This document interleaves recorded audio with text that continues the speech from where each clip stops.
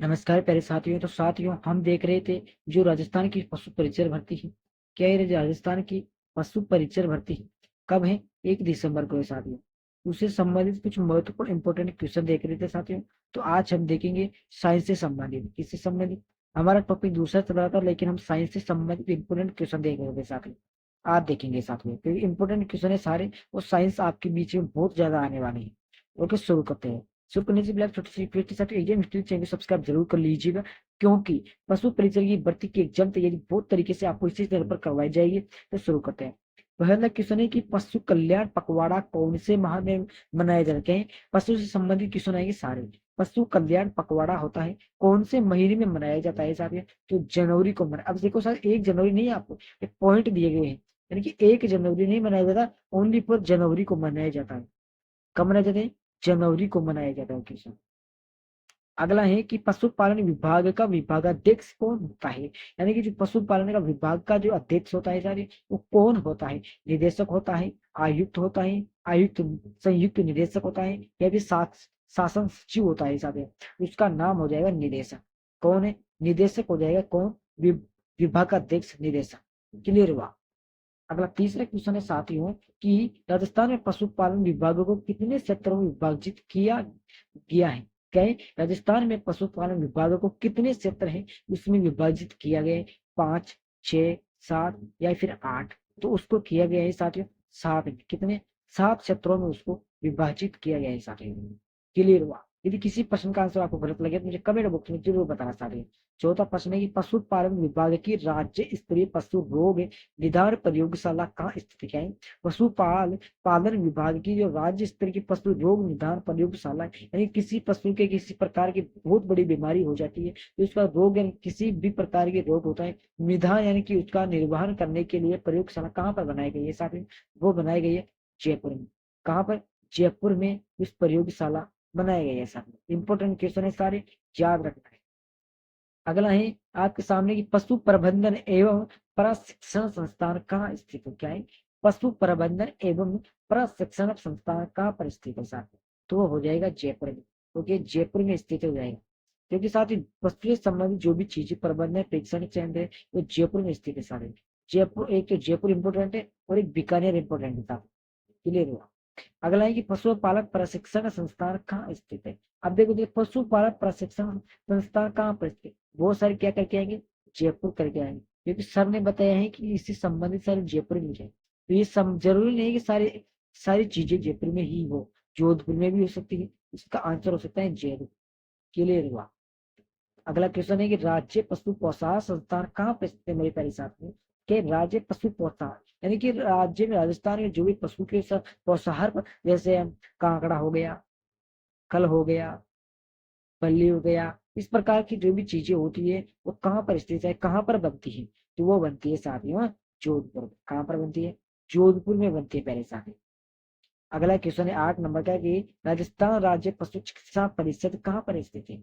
बहुत सारे जोधपुर जैसलमेर करके आएंगे, जयपुर करके आएंगे, तो आपको जयपुर करके आना। क्या करके आना है? जयपुर करके आना। अगला क्वेश्चन है 9 नंबर का कि राजस्थान पशुधन विकास बोर्ड की स्थापना कब हुई थी साथी? तो इसमें आपको बताना है 81 में हुई, 99 में हुई, 98 में हुई, 2001 में। इसकी स्थापना हुई थी पहले साथियों 1998 में। तब 1998 में राजस्थान पशुधन विकास बोर्ड की स्थापना की गई थी साथी। अगला क्वेश्चन है 10 नंबर का कि पशुधन सहायक का क्या कार्य नहीं, यानी कि जो पशुधन सहायक होता है, पशुधन सहायक जो कार्यकाल कार्यालय होता है, उसका क्या काम नहीं होता है? वादीकरण नहीं होता है, कृत्रिम गर्भाधान होता है, उपचार करना नहीं होता है, या फिर टीकाकरण नहीं होता है? क्या नहीं होता है साहब उसका काम? तो देखो साहब, उसका काम रहता है यहाँ पर उपचार करना, यानी कि वो किसी भी चीज का उपचार नहीं करते हैं। क्या नहीं करते? उपचार नहीं करते साहब। यदि उस प्रकार का काम करते हो तो कानून उसको सजा भुगतनी पड़ती। बाध्यकरण करते, कृत्रिम गर्भाधान करते हैं और टीकाकरण करते साहब। क्लियर हुआ? एक चीज नहीं करते, ओनली फॉर उपचार, किसी भी चीज का उपचार नहीं करते हैं। अगला क्वेश्चन है 7 से 11 नंबर का कि विश्व पशु चिकित्सा दिवस कब मनाया जाता है? क्या है? विश्व पशु चिकित्सा दिवस कब मनाया जाता है? इंपोर्टेंट क्वेश्चन है और आपकी परीक्षा की दृष्टि से इंपोर्टेंट है। तो ये दो ये अप्रैल का अंतिम शनिवार, यानी कि अप्रैल का जो अंतिम शनिवार होता है उसके दिन क्या मनाया जाए, विश्व पशु चिकित्सा। अप्रैल के अंतिम शनिवार को चाहे कितनी भी डेट हो, चाहे 2 हो, चाहे 5 हो, चाहे 50 हो, कितनी भी डेट हो, कुछ मतलब नहीं है, ओनली पर अप्रैल का अंतिम शनिवार होना चाहिए। क्लियर हुआ। अगला क्वेश्चन है कि पशुपालन एवं कृषि को साथ साथ करना क्या कहलाता है। पशु, यदि आप पशुपालन कर रहे हो, कृषि भी कर रहे हो, तो उसको क्या कहते हैं साथी, दोनों को, उसको क्या मिश्रित कृषि कहते हैं। क्या कहते हैं, मिश्रित कृषि के नाम से जाना जाता है साथी। अगला क्वेश्चन है कि राज्य के किस शहर को कैटल की फ्री शहर बनाया जाता है, बनाया गया है। अब ये कैटल यानी क्या होता है, यहाँ पर ऊंट होता है साथी। क्या होता है, ऊंट होता है। तो ऐसा कौन सा शहर है राजस्थान में जहाँ पर ऊंट नहीं पाए जाते हैं, तो कोटा ऐसा शहर है जहाँ पर कोटा को फ्री कर दिया गया है ऊंटों से। अगला क्वेश्चन है कि राज्य में सर्वाधिक भेड़ किस जिले में पाई जाती है। राज्य, राजस्थान का ऐसा राज्य का नाम बताओ, जिले का नाम बताओ जहां पर सबसे ज्यादा भेड़ें पाई जाती है साथी। बाड़मेर में। लेकिन अब ऐसे क्षेत्र हो गए साथियों, अब ऐसे क्षेत्र हो गए हैं जहां पर अनेक प्रकार की पाई जाती है, राजस्थान में भी पाई जाती है साथी। राजस्थान की तो बात हो रही है यहाँ पर, राजस्थान की तो बात हो रही है, लेकिन जिले की बात में बाड़मेर यहाँ पर आ जाएगा। क्लियर हुआ। अगला है कि पशुओं की संख्या के लिहाज से राजस्थान में सर्वाधिक जनसंख्या में कौन सा पशु, यानी कि पशुओं की जनसंख्या में सबसे ज्यादा राजस्थान में किस प्रकार के पशु सबसे अधिक पाए जाते हैं विद्यार्थियों, तो उसका नाम हो जाएगा बकरी। बकरी सबसे ज्यादा पाई जाती है, लेकिन वर्तमान में गायें सबसे ज्यादा पाई जाती है। क्या पाई जाती है, गायें सबसे अधिक पाई जाती है वर्तमान के अंदर। लेकिन आप टिक लगाने ओनली पर बकरी के ऊपर, ये गलत हो जाएगा ना। ओके। अगला क्वेश्चन है 16 नंबर का कि भेड़ों की संख्या के हिसाब से राजस्थान का देश के राज्य में कौन सा स्थान, यानी कि जो भेड़ है उनके हिसाब से, उनकी संख्या के हिसाब से राजस्थान देश के राज्यों में कौन से स्थान पर है? पहले, दूसरा, तीसरा या फिर चौथा। तो वो हो जाएगा साथियों चौथे स्थान पर है राजस्थान भेड़ों की संख्या में। के लिए याद रखना है। अगला क्वेश्चन है कि हमारे देश में कौन सा पशु विश्व में सर्वाधिक है। आ गया ना बात। लेकिन हमारे देश में, देश यानी कि भारत, विश्व यानी कि संसार, पूरे हमारा देश संसार के किस नंबर पर है, कौन सा है, कौन सा है, तो भैंस सबसे अधिक है पूरे विश्व में भारत के आगे। ओके। अगला क्वेश्चन है हमारे पास कि श्री गोमती सागर पशु मेला कहाँ लगता है। श्री गोमती सागर पशु मेले की बात हो रही है तो कहाँ पर लगता है सागर। अब देखो झालरा पाटन में लगता है, कहाँ पर, झालरा पाटन। लेकिन यहाँ पर बात करेंगे कहाँ पर पड़ता है, तो ये झालावाड़ में पड़ता है सागर। कहाँ पर पड़ता है, झालावाड़ के अंदर पड़ता है झालरा पाटन। ओके। अगला क्वेश्चन है कि श्री बलदेव पशु मेला कहाँ पर लगता है। अब यहाँ पर बात हुई है श्री बलदेव पशु मेला की, तो कहाँ पर लगता है, तो देखो साथी मेड़ता सिटी पर। कहाँ पर लगता है, मेड़ता सिटी पर यहाँ पर श्री बलदेव मेला लगता है। अगला क्वेश्चन है 20 नंबर का कि श्री चंद्रभागा पशु मेला कहाँ पर लगता है। श्री चंद्रभागा पशु मेला है साथी, वो कहाँ पर लगता है, तो झालरा पाटन यानी कि झालावाड़ में लगता है। कहाँ पर लगता है, झालावाड़ में लगता है। क्लियर हुआ। अगला क्वेश्चन 21 नंबर का कि पशु मेले में पशु के प्रवेश टिकट को क्या कहते हैं, यानी कि किसी कोई मेला लग रहा हो, जैसे कि कहीं जगह पर पशु मेला लग रहा हो, वहां पर यदि आप किसी पशु गाय ले जा रहे हो चाहे भैंस ले जा रहे हो, उसके यदि टिकट बनवा रहे हो तो उस टिकट को क्या कहते हैं, लाल चिट्ठी कहते हैं।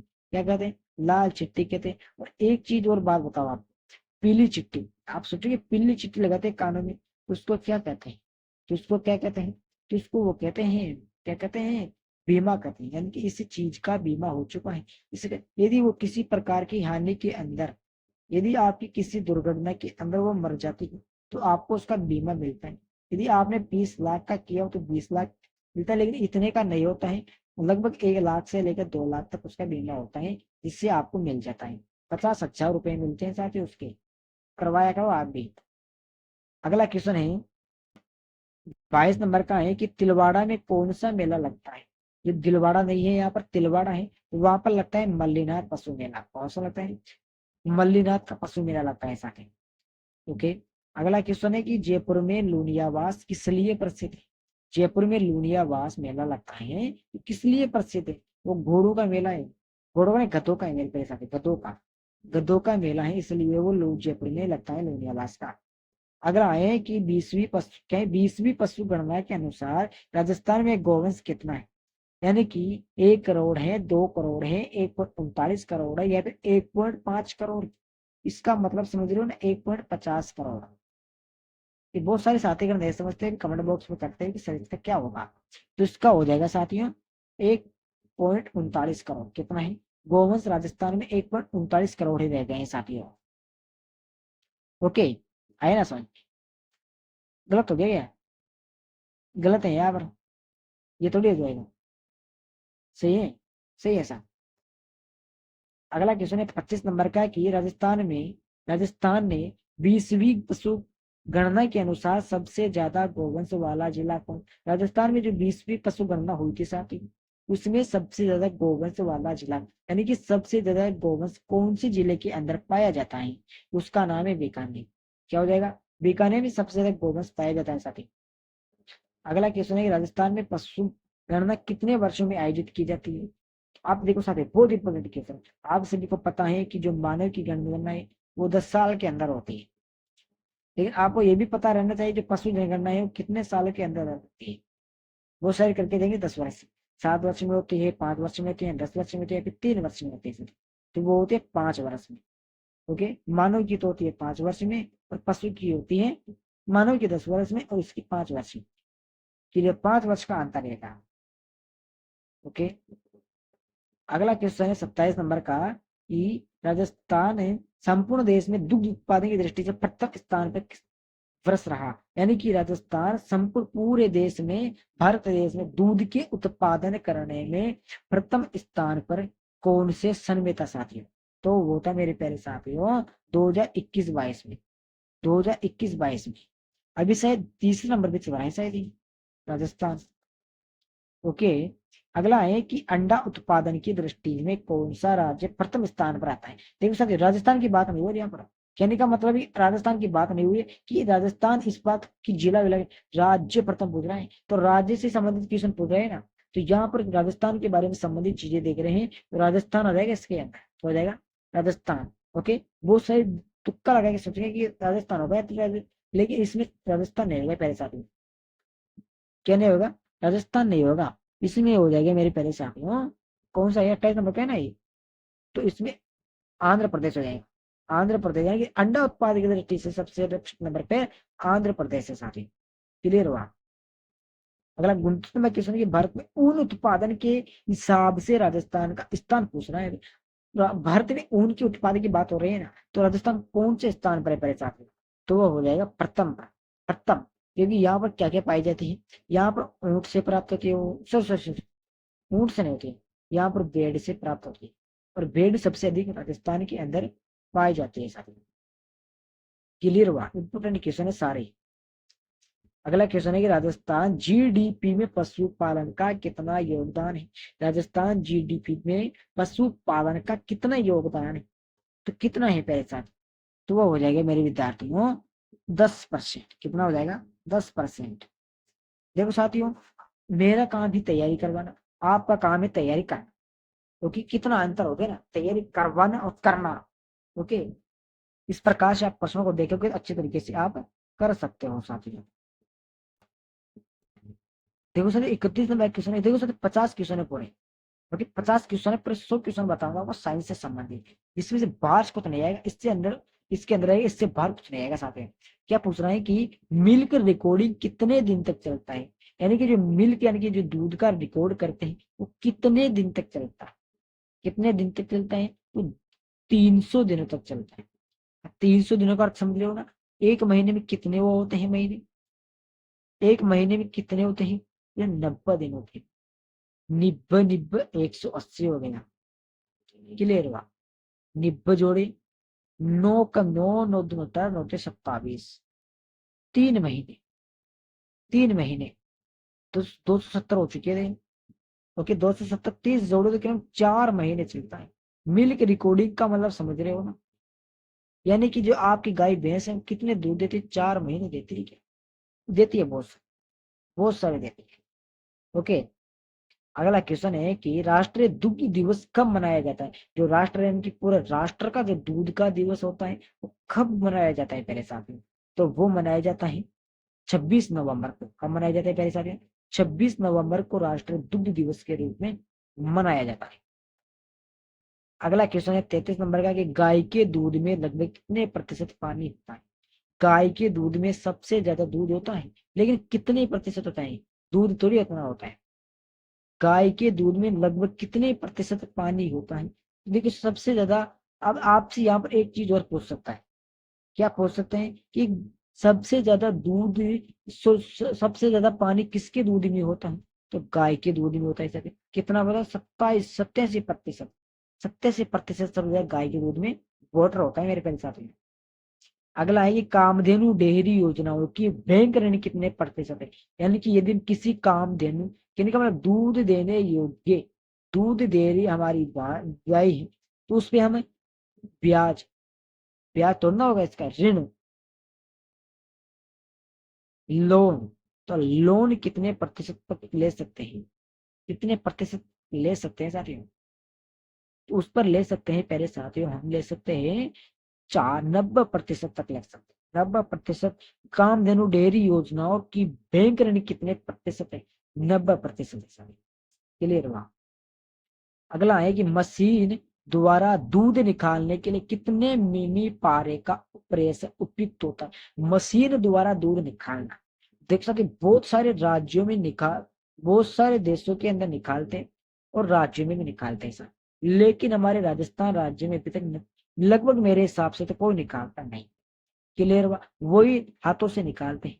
तो 360 पारे की आवश्यकता पड़ती है मशीन से दूध निकालने के लिए। ओके। अगला है कि हाथ से दूध निकालने की सर्वोच्च विधि कौन सी।